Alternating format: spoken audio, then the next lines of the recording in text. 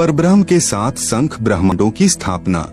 कबीर परमेश्वर यानी कबीरदेव ने आगे बताया है कि परब्रह्म यानी अक्षर पुरुष ने अपने कार्य में गफलत की, क्योंकि यह मानसरोवर में सो गया तथा जब परमेश्वर यानी मैंने अर्थात कबीर साहेब ने उस सरोवर में अंडा छोड़ा तो अक्षर पुरुष यानी परब्रह्म ने उसे क्रोध से देखा। इन दोनों अपराधों के कारण 7 संख ब्रह्मांडों सहित सतलोक से बाहर कर दिया। अन्य कारण अक्षर पुरुष यानी परब्रह्म अपने साथी ब्रह्म यानी क्षर पुरुष की विदाई में व्याकुल होकर परमपिता कबीरदेव यानी कबीर परमेश्वर की याद भूलकर उसी को याद करने लगा तथा सोचा कि क्षर पुरुष यानी ब्रह्म तो बहुत आनंद मना रहा होगा, वह स्वतंत्र राज्य करेगा, मैं पीछे रह गया। तथा अन्य कुछ आत्माएं जो परब्रह्म के साथ 7 संख ब्रह्मांडों में जन्म मृत्यु का कर्मदंड भोग रही हैं, उन हंस आत्माओं की विदाई की याद में खो गई जो ब्रह्म यानी काल के साथ 21 ब्रह्मांडों में फंसी हैं तथा पूर्ण परमात्मा सुखदायी कबीरदेव की याद भुला दी। परमेश्वर कबीरदेव के बार बार समझाने पर भी आस्था कम नहीं हुई।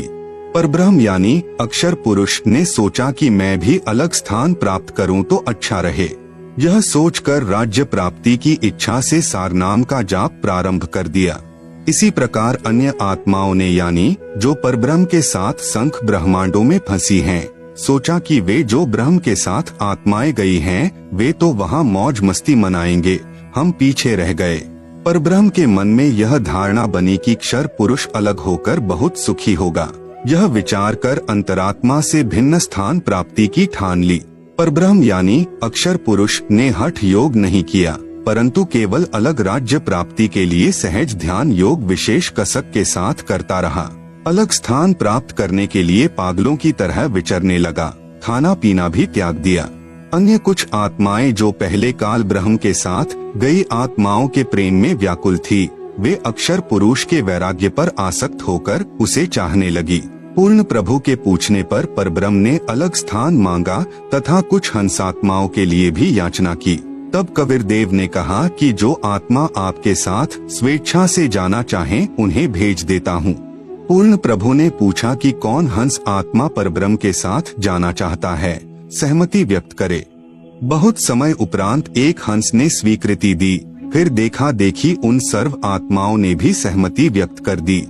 सर्वप्रथम स्वीकृति देने वाले हंस को स्त्री रूप बनाया, उसका नाम ईश्वरी माया यानी प्रकृति सुरती रखा तथा अन्य आत्माओं को उस ईश्वरी माया में प्रवेश करके अचिंत द्वारा अक्षर पुरुष यानी परब्रह्म के पास भेजा।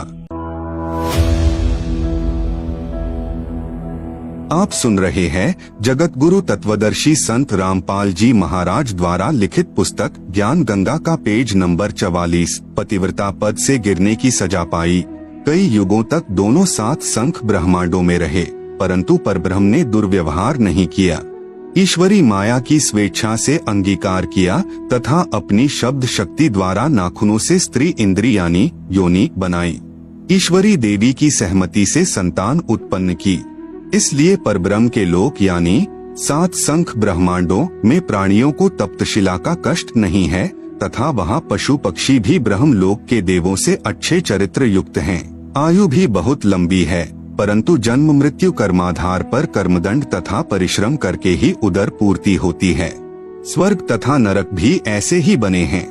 परब्रह्म यानी अक्षर पुरुष को 7 संख ब्रह्मांड उसके इच्छा रूपी भक्ति ध्यान अर्थात सहज समाधि विधि से की उसकी कमाई के प्रतिफल में प्रदान किए तथा सत्यलोक से भिन्न स्थान पर गोलाकार परिधि में बंद करके 7 संख ब्रह्मांडों सहित अक्षर ब्रह्म व ईश्वरी माया को निष्कासित कर दिया। पूर्ण ब्रह्म यानी सत्पुरुष असंख्य ब्रह्मांडों जो सत्यलोक आदि में हैं तथा ब्रह्म के 21 ब्रह्मांडों तथा परब्रह्म के 7 संख ब्रह्मांडों का भी प्रभु यानी मालिक है, अर्थात परमेश्वर कबीरदेव कुल का मालिक है। श्री ब्रह्मा जी, श्री विष्णु जी तथा श्री शिव जी आदि के 4 भुजाएं तथा 16 कलाएं हैं तथा प्रकृति देवी यानी दुर्गा की 8 भुजाएं हैं तथा 64 कलाएं हैं। ब्रह्म यानी क्षर पुरुष की 1000 भुजाएं हैं तथा 1000 कलाएं हैं तथा 21 ब्रह्मांडों का प्रभु है। परब्रह्म यानी अक्षर पुरुष की 10,000 भुजाएं हैं तथा 10,000 कला हैं तथा 7 संख ब्रह्मांडों का प्रभु है।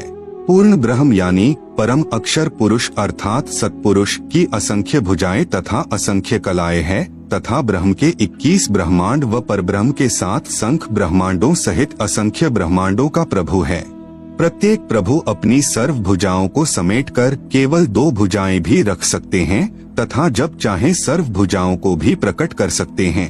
पूर्ण परमात्मा परब्रह्म के प्रत्येक ब्रह्मांड में भी अलग स्थान बनाकर अन्य रूप में गुप्त रहता है। यूं समझो जैसे एक घूमने वाला कैमरा बाहर लगा देते हैं तथा अंदर टीवी यानी टेलीविजन रख देते हैं। टीवी पर बाहर का सर्व दृश्य नजर आता है तथा दूसरा टीवी बाहर रखकर अंदर का कैमरा स्थायी करके रख दिया जाए, उसमें केवल अंदर बैठे प्रबंधक का चित्र दिखाई देता है, जिससे सर्व कर्मचारी सावधान रहते हैं। इसी प्रकार पूर्ण परमात्मा अपने सतलोक में बैठकर सर्व को नियंत्रित किए हुए हैं तथा प्रत्येक ब्रह्मांड में भी सतगुरु कबीरदेव विद्यमान रहते हैं, जैसे सूर्य दूर होते हुए भी अपना प्रभाव अन्य लोकों में बनाए हुए